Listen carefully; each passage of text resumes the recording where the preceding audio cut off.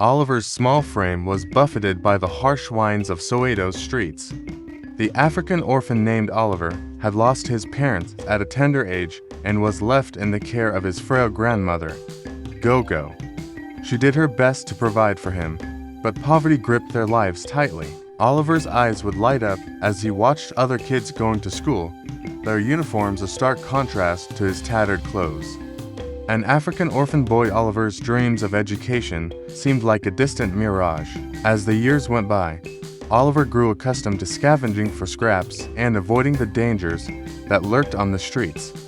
He would sell fruits on the street corners, his small hands aching from carrying heavy baskets. One rainy day, as Oliver was rushing to find shelter, he stumbled upon a small, forgotten library. The musty smell and dusty books drew him in. He spent hours poring over the pages, devouring stories of far-off lands and brave heroes. For the first time, Oliver felt like he belonged.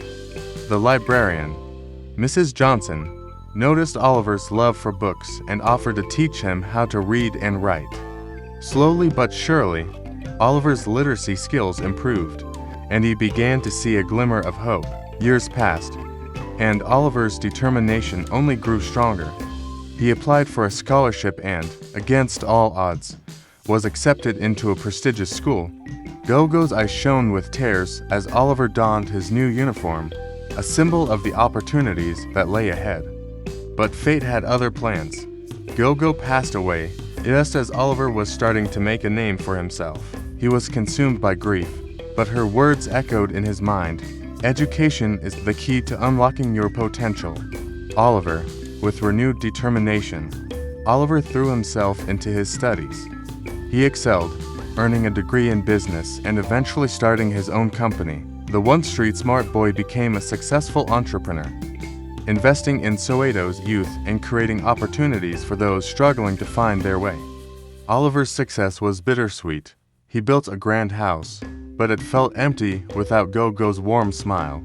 He drove a luxurious car, but it didn't compare to the joy of selling fruits on the street corners with his grandmother by his side.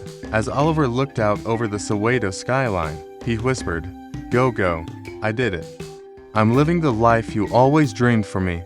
Though she wasn't there to see it, Oliver knew she'd be proud. He smiled, feeling a mix of sadness and triumph, knowing that he'd never forget the struggles they faced together.